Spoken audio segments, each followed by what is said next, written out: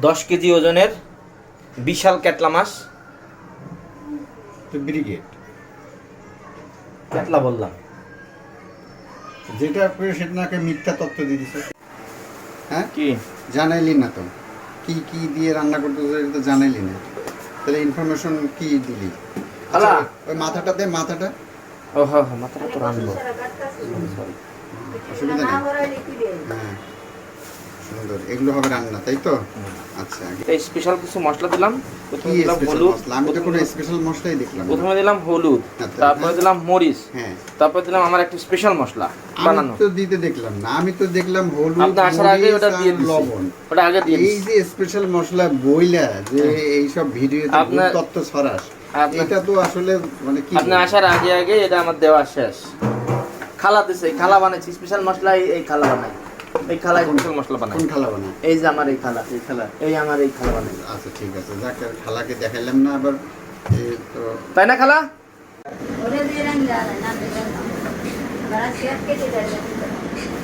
এখন এটা সুন্দর করে ভেজে নিব, একটা একটা করে দিয়ে।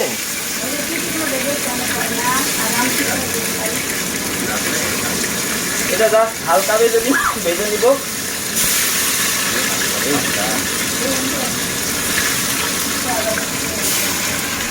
এটা আর একবারে ভাজলে হয়ে যাবে, দুইবারে দিব। তো একটু উল্টাই দিব। দেখেন নদীর মাছের কারণে দেখেন এটার প্রচুর সুন্দর তেল আছে মাছের, বুঝছেন? তাহলে এটা কত কেজি ওজনের মাছ ছিল? এটা ছিল সম্পূর্ণ 12 কেজি এবং মাছ হয়েছে 10 কেজি। আর এটার যে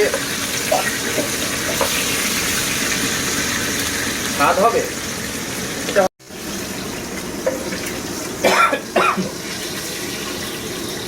নদী কড়া মাছ।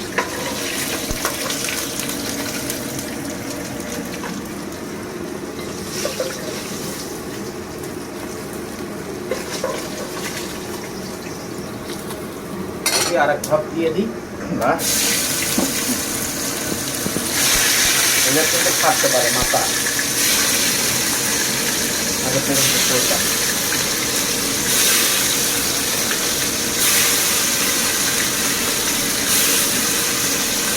এটা কিন্তু থাকতে পারে, আগে থেকে করতাম।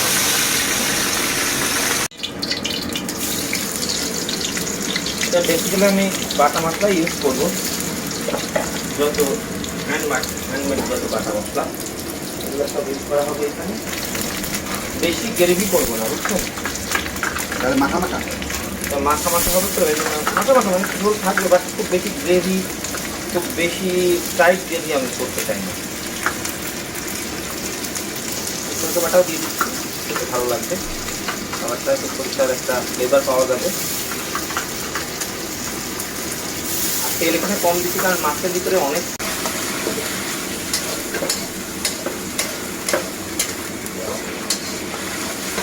উড়ে যায়, জন্য আমি মশলাটাকে দেওয়ার সাথে সাথে না, আমি তো মশলা তো পুরাচ্ছি না, আমি তো খুন্তির উপর রাখছি। আর টার্গেট তো মামা সব কিছু জানতে হয়, আন্দাজে রান্না তো করলে হবে না। লবণ দিছিলাম একবার, রাইট? পরে অ্যাডজাস্ট করি, পরে মশলা অ্যাডজাস্ট করি। না, লবণ কি বিশেষ মশলা? জিরা। আচ্ছা, জিরা। আপনার কোনটা জিরা আর কোনটা যে বিশেষ মশলা এটা বোঝা তো খুব মুশকিল। খুব মুশকিল, এটা আপনার ট্রেনিং লাগবে আপনার আরো। আপনি তো কয়েক অনেক বছর আপনার সিক্রেট জিনিস ইউজ করেন।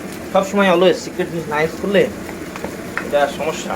কিন্তু সব কিছু তো দেখতে একই রকম, সিক্রেটটা যে কোনটা? ওই তো কালার মশলাতে কালাই হয়, এটা তো স্বাভাবিক। শুধু হলুদ আর মরিচ আপনি চিনতে পারবেন, আর বাকি তো কোনো কিছু চিনতে পারবেন না ভাই। তাহলে তো আপনার কাছ থেকে রান্না শেখা তো কোনো টাফ হয়ে যাবে। আমি তো আমার এই ফিজিক্যাল জিনিসটা আপনার কাছে একটু শিখাই, আমার ভাত মারতে থাকি। আমার নিজের ভাতটা আমি মারবো না, যদি চান আমি আমার ভাত মারবো।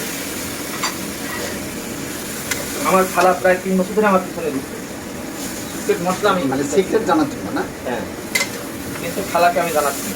এটা কখন দিবেন তাহলে তাকে? তাকে আমি এমনি মশলা বানাই দিচ্ছি, সে ইউজ করা শিখাই দিচ্ছি।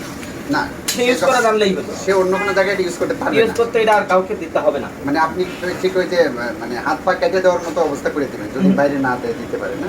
না উনি তো জানলোই না এটা। আচ্ছা আচ্ছা, ও আপনি তাকে জানাবেনই না। আচ্ছা না ওনাকে তো এটা জানলোই না। স্পেশাল মাছটার মাথা, মাছটার মাথার সাইজ দেখলেই বুঝবেন এটা এই জিনিস কত বড় ওজনের জিনিস। মাছগুলো দিয়ে দেন আপনি। একটা করে দেওয়ার কিছু নাই, ওইসবের মধ্যে ওইসব মানুষজন করে যারা ছোট লোক গরিব তারা একটা করে দেয়।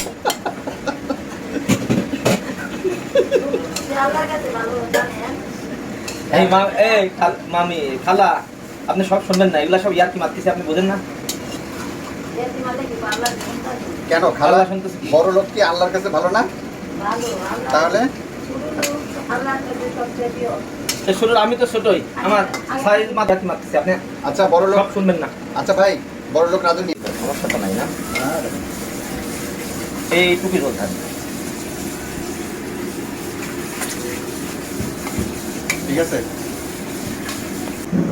যথেষ্ট নুন হয়েছে, এটা এখন নামিয়ে দেওয়া যায়।